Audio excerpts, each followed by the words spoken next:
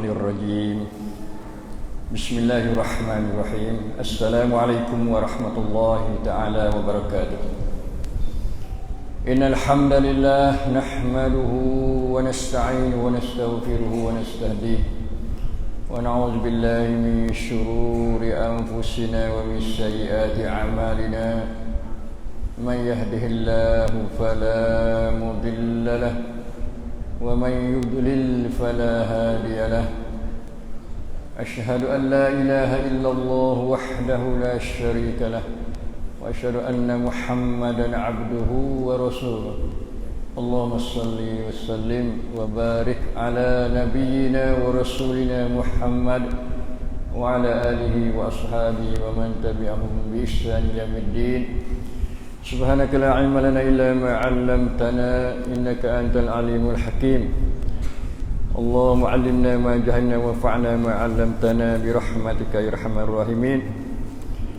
اللهم زدنا علما نافعا اللهم زدنا إيمانا صادقا وعلما نافعا ورزقا طيبا وعملا متقبلا برحمتك يا أرحم الراحمين اللهم عافنا من كل بلاء الدنيا وعذاب الآخرة اللهم إنا نعوذ بك من جهد البلاء ودرك الشقاء وسوء القضاء والشماتة الأعداء اللهم ربنا لا تزغ قلوبنا بعد إذ هديتنا وهب لنا من لدنك رحمة إنك أنت الوهاب ربنا ظلمنا أنفسنا ولن تغفر لنا وترحمنا لنكونن من الخاسرين ربنا آتنا في الدنيا حسنة وفي الآخرة حسنة وقنا عذاب النار أما بعد syukur kita dengan Alhamdulillah, puji pada Allah Subhanahu wa ta'ala di atas limpah rahmatnya dan nikmatnya kepada kita, terutama nikmat masa, umur, hidup, ilmu, dan lebih utama lagi nikmat Islam, nikmat iman. Alhamdulillah allazi bi ni'matihi tatimmus shalihat.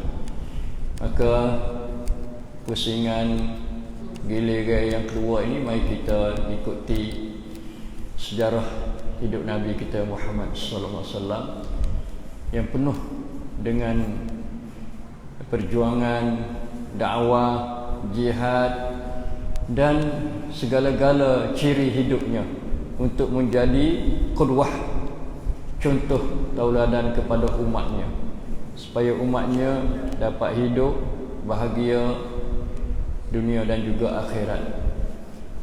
Pada hari ini insya-Allah, di mana kita berjanji, iaitu kita nak kecek masalah peperangan Bani Qainuqa', peperangan orang Yahudi daripada kabilah atau puak atau golongan daripada Qainuqa'. Sebelum itu kita nak beritahu katanya bahwasanya orang-orang Yahudi ni dia ada sejarah lama dia. Prawasat dia ada. Yahudi yang terlama sekali iaitu Yahudi di Yaman, di negeri Yaman, lama sekali. Dia duduk di Yaman, pindah mari daripada berbagai-bagai negeri, mai duduk di negeri Yaman. Itu lama sekali. Dan puak-puak Yahudi hak terbesar sekali, terbesar, kabilah hak besar sekali, iaitu di Madinah. Di Madinah puak dia tu bagi tiga lah besar-besar, iaitu satu Bani Qainuqa', lepas tu Bani Nadir, lepas tu yang tiga Bani Quraizah. Tiga puak ni. Hari ni kita nak kecek puak ni dulu, puak Bani Qainuqa'. Jadi kita sudah tahu bahawasanya Nabi sallallahu alaihi wasallam selepas daripada dia berhijrah daripada Mekah mari ke Madinah, dia ada tiga apa? Tiga nayubai dia, tiga polisi dia, untuk nak membina masyarakat Islam atau membina daulah negara Islam yang berteraskan Al-Quran dan Sunnah. Pertama iaitu Nabi mendirikan masjid. Yang Nabi bina di Kuba mula-mula, lepas tu bina Masjid Nabawi yang kita ada semaya padanya bila kita pergi buat umrah atau buat haji. Yang keduanya Nabi mempersaudarakan, persaudaraan, ikat persaudaraan antara muhajirin dan ansar, supaya nak bina kekuatan dan kekukuhan, keteguhan umat Islam. Tak sewi pecah, tak sewi ada hasad deki, tak sewi ada dendam antara satu sama lain, tak sewi ada perasaan mementingkan diri. Orang Madinah buat Ansar boleh dia nak penting diri kerana tempat duduk dia Madinah. Dia ada kekayaan, dia ada harta dia, ada tempat duduk dia, ada kebun dia. Kalau orang Muhajirin mari tak sewi perkara apa boleh. Ikut demo mari apa? Demo nak duduk mana atas bumi atas tanah. Kalau zaman dah ni nak duduk bawah retak ke, duduk gilah. Tapi Nabi tak ajar umat dia pasal itu. Nabi ajar supaya umat ni hidup dalam keadaan ta'awun, berukhuwah, ta'awun, takaful. Makna saling menjaminkan, sang sawadikan naik sangkum. Siapa susah kena tolong. Siapa senang kena curah kerbai kesenangannya untuk saudara-saudara dia. Sebab tu Nabi dia buat banding yang kita selalu dengarnya, masalul mu'minina fi tawaddihim wa tarahumihim wa ta'atufihim kamathalil jasad atau kamathal jasadil wahid idza ishtaka adwun minhu tada'a lahu sa'irul jasad bil humma bis sahri wal humma. Perumpama bandingnya orang-orang mukmin bersama dengan saudaranya dalam kasihan antara mereka, dalam pertolongan antara mereka, dalam bertimbang rasa dan lemah lembut antara mereka, itu adalah seperti jasad, seperti tubuh. Satu riwayat satu tubuh yang satu, rang diaukan, panggil rang diaukan, tubuh yang satu. Ada tangan, ada mata, ada telinga, ada mulut, ada otak akal, ada kaki. Sebab tu kita orang mukmin. Tapi Nabi tak ada kata masalul muslimin. Itu panha masalahnya. Sebab orang muslimin dengan orang mukminin dia tak sama, tak serupa. Orang muslimin ni pekat awal, pekat rendah. Semaya atik dak atik, puasa atik dak atik. Buat benda jahat atik, tinggal kewajipan atik. Itu muslimin. Tapi mukminin tinggi. Ibu Fatimah mulai. Innamal mu'minun ikhwatun. Allah tidak kata innamal muslimuna ikhwatun. Sebab yang lain, sahih lain-lain tak suka. Sahih muslimin, sahih rendah sikit. Sahih mu'minun, sahih tinggi. Sahih muhsinun, tinggi lagi. Muhsinun muttaqun, tinggi lagi. Sebab tu kita nak bina kita pada muslimin, kepada mukminin dan kepada muhsinin, insya-Allah taala. Jadi itu yang kedua. Yang tiganya, Nabi buat perjanjian dengan orang-orang Yahudi. Sebab Nabi tahu dah orang Yahudi setelah bertapak dah di Madinah, satu kumpulan yang gagah kuat, ada tentera dia, ada pekuda-pekuda dia, ada orang bersedia berkorban untuk nak perang lawan pertahankan kedudukan Yahudi di Madinah. Sebab tu Nabi dia fikir tak boleh. Sebenarnya Nabi ada sip, ada hak bersapa Madinah berpadu dengan Muhajirin dan Ansar. Nabi nak hambak boleh, buat dia hambak lalu dah. Hei Yahudi, kamu keluar daripada Madinah ni. Kerana Madinah ni adalah negara aku, bumi aku. Aku nak meretah Madinah. Tapi Nabi bersifat dengan rahmatan lil alamin, lemah lembut, kasih belah. Tolak asa panggil, toleransi, bertolak asa. Tak boleh gaduh, mai kena ada pen, ada raja selakah demi selakah, selakah demi selakah. Nak tengok sikap orang Yahudi terhadap Islam dan terhadap Nabi Islam itu lagu mana. Lalu Nabi buat janji. Janji ke apa? Janji kita pakat duduk dalam negara ni, dalam daulah ni, dalam bumi ni, dalam kota ni Madinah, pakat-pakat jaga Islam. Jaga amir daripada musuh-musuh. Nah, iaitu musuh pada mana? Pada Mekah Quraisy yang denda dia terhadap orang Islam. Nah, kerana dia tak jaya untuk nak menyekatkan dakwah Nabi sallallahu alaihi wasallam di Mekah, sehingga orang-orang beriman berpindah hijrah kepada Madinah. Maka pada awalnya orang Yahudi terima molek. Nah, pakat pegang tangan molek. Nabi buat janji yang ni tidak lain. Panggil Santipat. Sanja Santipat, perjanjian untuk kedamaian. Kira-kira kecek.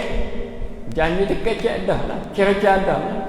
Sebab pak kita ni kajian buat kira-kira dengan orang yang dia kata duk lawan dia. Tu satu jalan, satu cara. Nabi telah buat dah sebagai contoh. Lepas tu tengok siapa dia pengkhianat, siapa dia yang merombakkan perjanjian ni, maka boleh tengok. Yang keduanya adalah untuk kemaslahatan orang Yahudi sendiri. Kerana orang Yahudi di Madinah tu dia ada pengaruh di segi ekonomi.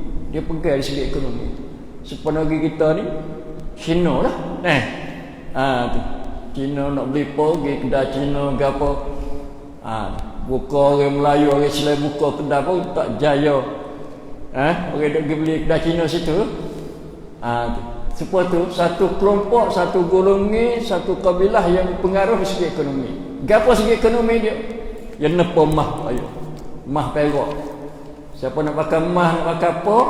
Mewah pak dia. Dengan orang Yahudi. Yang keduanya menego pak dia. Menego besar pak dia. Itu kedudukan orang Yahudi yang mempunyai satu pengaruh yang besar di Madinah, yang mana Nabi kena hadapi dengan cumat dan jimat dengan halusi, tak boleh gaduh, tak boleh buat panggil gupuh-gapuh, tak boleh. Kena dia diteratur melalui pen rancangan yang halus tersusun baik, supaya nak jaga lama baru bina ya.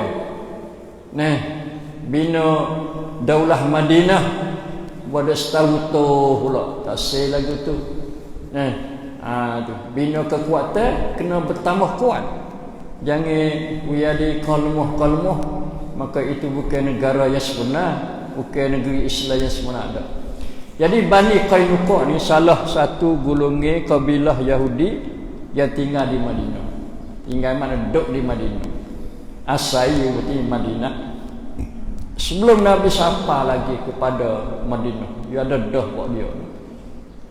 Tu. Kemudian bila Nabi hijrah, Nabi buatlah menegak masyarakat Islam, menegak daulah Islamiyah, yang Nabi sendiri jadi pemimpin. Kita bandinglah ni Nabi jadi presiden lah. Tu. Undang-undang Ratatamanun Al-Quran dengan hadis Nabi sallallahu alaihi wasallam. Rakyatnya terdiri pada orang Ansar ada dah di Madinah, campur dengan Muhajirin, lepas tu campur dengan Yahudi.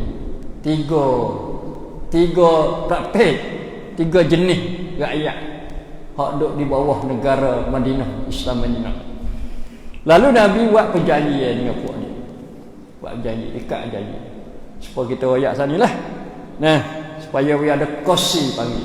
Ada kosi sama, ada suan dalam nak pertahankan pokpong panggil Madinah Al-Munawwarah. Orang Yahudi sebenarnya dia tahu kata Nabi Muhammad sallallahu alaihi wasallam adalah benar. Nabi hak akhir, Kerana dalam kitab dia ada, kitab Taurat dia ada. Dia boleh baca semua. Ulama-ulama dia kena molek. Supaya Nabi mula-mula timur wahyu di mana di gua di gua Sur dah. Di gua apa? Gua Hira. Lepas tu Nabi tu timur ayat Iqra bismi rabbikal ladzi khalaq. Nabi wasa ketar dia, takut berat nak pimpin umat manusia. Takut dia ni cuai, tidak bertanggungjawab. Takut dia khianat macam-macam lah. Lagi kepada isteri dia Khadijah. Lalu Khadijah pun duk apa ni, duk gaya Nabi sallallahu alaihi wasallam. Nabi lebih cerak lagi, jelas lagi, bawa kepada seorang yang ada hubungi kerabat dengan Khadijah. Pak dara dia ada sepupu dia begitulah, Naufal. Maka dia wagi dia wayak, dia orang Nasrani, dia wayak kata tak sabasat. Kerana kamu ni adalah akan menjadi nabi, memimpinkan umat manusia. Dia tahu sebab dia dah baca kitab Taurat, kitab Injil, dia berlaku dalam itu. Tahu kebenaran. Dan pula ayat-ayat Quran hak turun lepas ada Madinah. Mekah tak ada. Di Mekah tak ada. Mekah musyrikin. Musyrikin. Lepas tu munafik tak ada lagi. Kerana di Mekah tak ada lagi Yahudi pada masa itu, tak ada lagi. Lepas tu Quran ni banyak. Ayat-ayat Madinah, dalam ayat-ayat turun di Madinah selepas pada Nabi hijrah tu banyak. Surah Baqarah pun ada, surah Ali Imran pun ada, banyak surah. Di antaranya Tuhan sebut fangan dia walan tarda ankal yahud walan nasara hatta tattabi'a millatahum. Muhammad, orang-orang Yahudi dan orang Nasrani tidak jam sama sekali, tidak reda, tak suka, tak kena engkau sehingga engkau tu ikut agama mereka.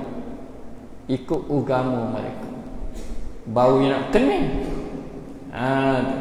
Lah ni orang Yahudi kena menala ni sebab sesengah negara Islam buat perjanjian damai dengan dia.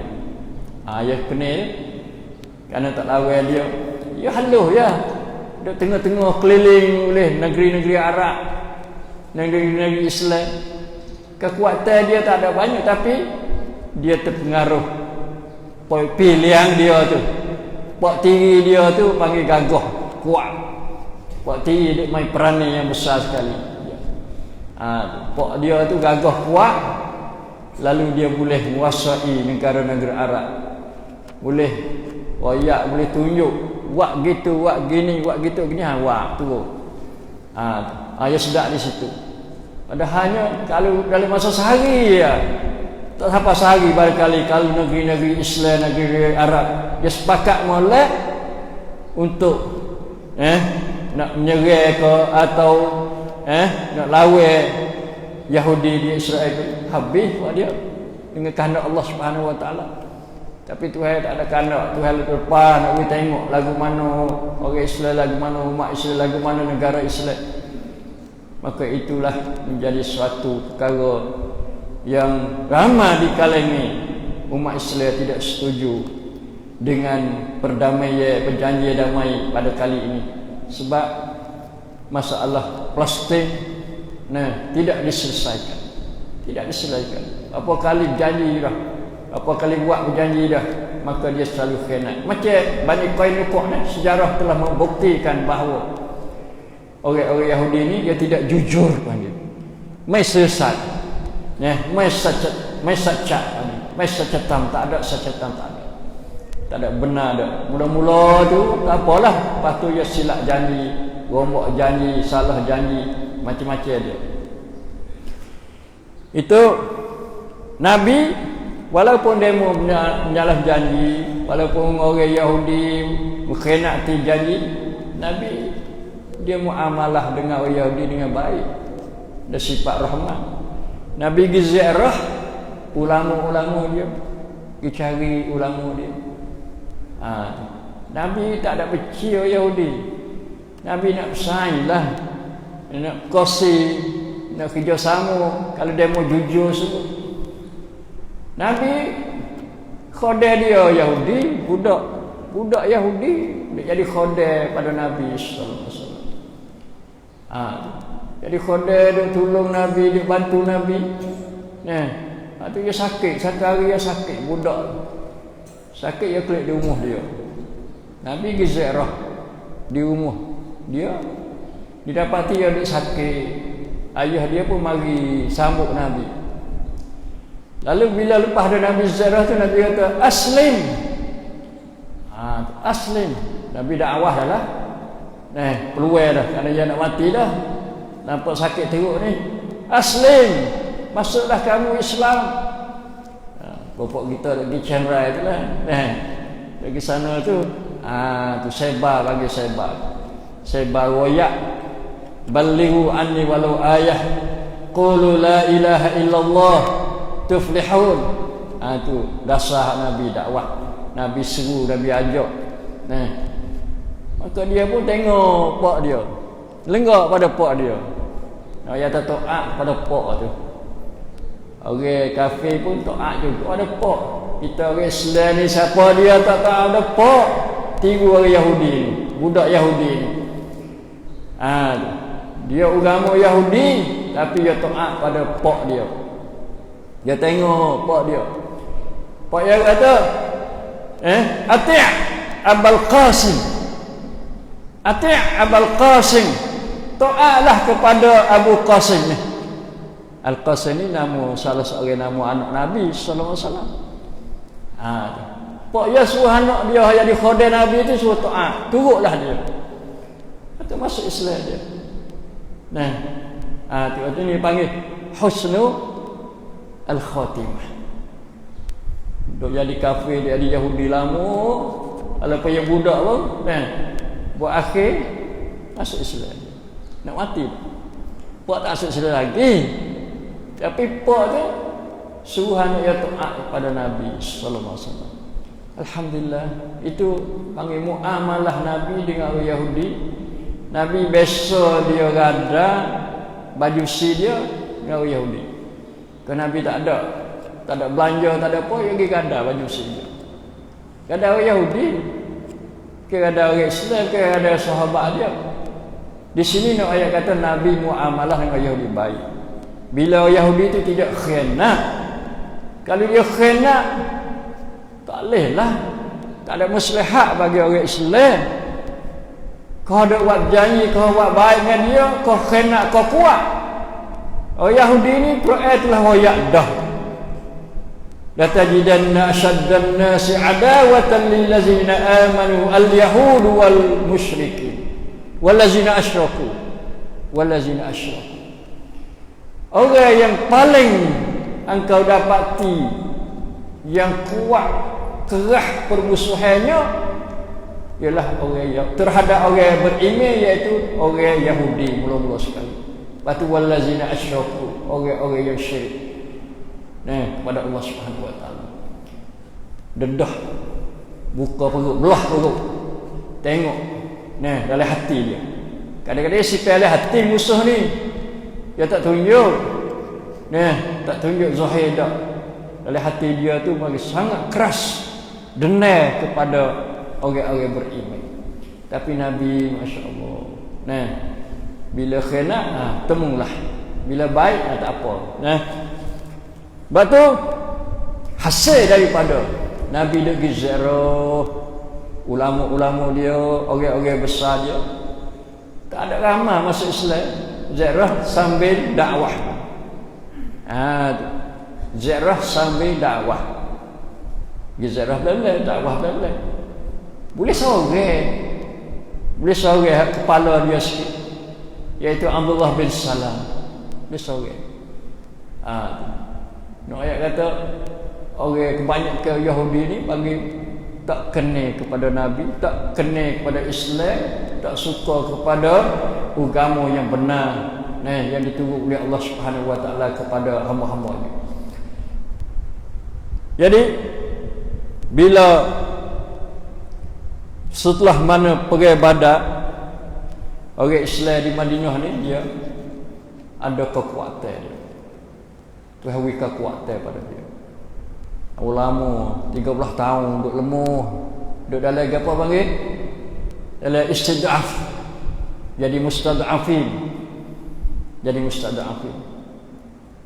Wazkuru iz antum qalilun mustad'afuna fil ard. Ingatlah kamu dulu tu qalil sikit bila ni. Patulah mustad'afin. Jadi orang lemah, kena tindah, buat zalim, buat nyanyi, diseksa, dibunuh, apa harta benda mereka itu. Ni pengganah zaman Nabi. Teroris lagi. Kau akan raih zaman Nabi sallallahu alaihi wasallam. Mustad'afin. Takhafuna ay yatakhattafakumun nas. Kamu takut duduk dalam keadaan mai pelakhan. Mai sanggup. Duduk takut. Nak tubik rumah takut. Takut apa? Yatakhattafakumun nas. Takut orang colek. Tu colek ke apa? Bahasa kita ni orang bahasa acayakam ni. Bahasa jenayah ni. Nah, temu orang anak tu ambil senyap-senyap. Tu berlaku banyak dalam masyarakat kita.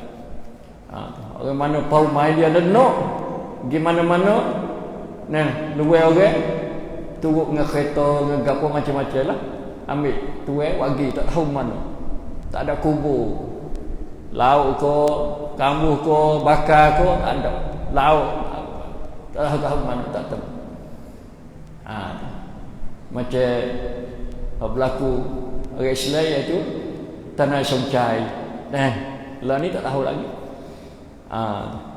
Isteri dia duduk dalam kemakan sitik manusia cun pun tak boleh nak buat berapa juga. Senyap gitu habis. Tuhan yang Maha tahu, Allahu a'lam. Boleh jadi Tuhan nak tunjuk pada suatu masa dalam dunia ni dan dalam di akhirat tak syak lagi. Tuhan akan tunjuk siapa dia yang bunuh, siapa dia buat, siapa dia siapa dia colek, boleh tahu. Tak kesal lagi lah. Sebab apa? Sebab Tuhannya tidak ada sesuatu pun yang terlepas daripada pengetahuan Allah Subhanahu Wa Taala. Tak ada sesuatu sikit pun. Sebab apa? Innallaha ala kulli syai'in qadir. Innallaha alimun bizatis sudur. Kalau kecil ayat-ayat apa? Ayat-ayat iman, ayat-ayat akidah, maka kita beriman bahawasanya apa saja dilakukan oleh manusia, sama ada dalam dada dia sekalipun, dalam hati dia ada susu, dia taruh, maka Tuhan tahu. Tuhan tahu hak dulu hak dia. Fayunabbiukum bima kuntum ta'malun. Nanti Allah akan memberitahu kepadamu apa yang kamu kerjakan. Kerja ni ada amalul jawarih, amal anggota ni, dan amal hati pun Tuhan tahu juga. Sama-sama kita beriman dengan ayat macam itu insya-Allah taala. Kekuatan ni kerana Allah beri lebih pada orang Quraisy dan lebih pada orang Yahudi lagi. Tapi Nabi tetap bersifat dengan rahmat terhadap orang Yahudi dan sentiasa mereka itu diharapkan supaya meluk Islam. Dasar Rasulullah sallallahu alaihi wasallam. Pahandiannya setelah mana Rasulullah sallallahu alaihi wasallam kelik daripada pergi Badar.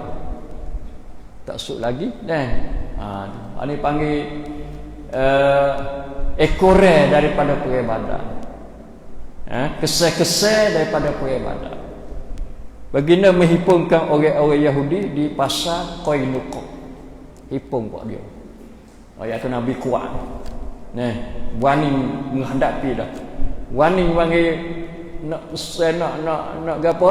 Nak perintah, nak wayak, nak suruh, nak urus, nak cadkan. Boleh dah. Panggil orang Yahudi Qainuqa, pergi hipung di kedai. Nak pasar. Suk panggil suk. Wipun situ. Lalu Rasulullah wipung mereka itu peringatan. Kerana Nabi tahu dah kata orang Yahudi Bani Qainuqa ni duk racun nak lawan Nabi. Nabi pun panggil puak dia wipung. Lalu Nabi bersabda kata, wahai para Yahudi, jagalah kamu diri kamu. Jangan wisupa orang-orang Quraisy dalam perang Badar. Ingat tu. Jaga molek dah. Nanti kamu tu akibat kamu macam orang Quraisy yang kalah dalam perang Badar. Lepas tu lagu mana puak dia? Dia kerahkan puak dia. Kerahkan. Tu sombong, takabur. Dia kata pada Nabi, tak apalah. Nabi tahu kedak. Kata orang Quraisy tak pandai perang. Tu. Dia buat sedap mulut dia lah. Orang Quraisy tak nak perang. Kami bukan orang Quraisy. Itu panggil cabar. Cabar dan ugup Nabi sallallahu alaihi wasallam. Itu salah satu di antara cabaran dia. Dakwa katanya dia pandai perang. Sebab tu bila begitu Allah Subhanahu wa taala turun ayat Al-Quran dalam surah Al-Imran di atas cabaran dan ugup orang Yahudi Qainuqa terhadap Nabi sallallahu alaihi wasallam.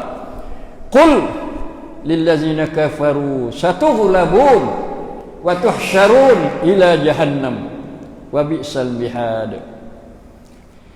Kata olehmu, hai Muhammad, Allah sanggalah. Perintah Nabi, kata sebedalah kamu kepada orang-orang kafir tu. Kafir Yahudi lah. Yahudi kafir juga. Kerana dia menyelewengkan ajaran Allah Subhanahu wa taala yang Allah turun dalam kitab Taurat dia, maka dia jadi kafir. Kali pergi hak Tuhan turun molek, dasar tauhid molek, tak ubah akan ajaran Allah, maka dia tak apa. Dalam Islam lagi, dalam fitrah lagi. Dalam kebenaran lagi, tapi ni telah menyelewengkan. Kata lagu mana? Satu kelabu. Ingatlah kamu akan dikalahkan. Tuhan pun cabar. Lawan lah. Melalui Nabi sallallahu alaihi wasallam. Suruh Nabi kata. Nabi kena kata. Supaya qul huwallahu ahad. Nabi kena kata Allahu ahad. Allahu samad. Lam yalid wa lam yulad. Sebab ayat ni ayat perintah. Perintah ni ada dua, ilmu pun wajib, ilmu pun sunnah. Kalau Nabi jadi wajib lah. Kata, royak. Katakan royak siapa kepada orang-orang kafir itu. Satu pelabun akan dimenang. Kamu akan dikalah, dimenangi. Wa tuhsyarun, dan kamu akan dihalau, dihimpunkan ila jahannam, kepada jahannam. Dunia kalah, akhirat jahannam. Allah, betapa besarnya tindakan Allah Subhanahu wa taala kepada orang Yahudi. Dia tak tahu apa buat dia. Dia munggah, dia nak menang, dia dendam kepada orang Islam, nak menguasai dunia, terutama dunia Islam. Dia nak hidup di bawah tangan dia pula. Ekonominya, mass medianya, politiknya, gapo segala-gala nak hidup tangan dia. Nak berkhianat akan umat Islam dan agama Islam. Na'udzubillah min zalik. Wa bi'sal mihad. Itulah seburuk-buruk tempat kembali mereka itu. Na'udzubillah min zalik. Ugutan mereka adalah merupakan pembatilan perjanjian yang mereka telah ikatkan dengan Rasulullah sallallahu alaihi wasallam. Ugutan itulah adalah satu tanda kata dia tak sah dah. Tak sah ikut Nabi, tak sah turut janji, tak sah buat apa yang telah dia buat perjanjian dengan Nabi sallallahu alaihi wasallam. Denda dia mereka, denda lah, mulalah. Mula ni ada seorang perempuan orang Arab. Perempuan pada Arab, bukan Yahudi dah. Dia pakai jubah molek, katuk muka molek. Nak pergi jual jubah dia, jual baju, nego dia. Pergi tu duduk dekat dengan kedai tukang mah. Orang Yahudi tu kemah. Tu kemah tu orang Yahudi dia dekat tu. Tak apa lagi sore tu. Mari orang lain mari. Berkali dia pakak dah buat dia.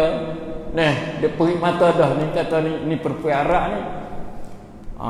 Dia pun mari buat dia, mari ambil kain baju dia ni, selok ikat sebelah belakang. Kain dia dapat ni ikat belah. Nampak pusat hak tino tu. Hak perempuan tu. Dia wear apa ni hijab dia. Wear.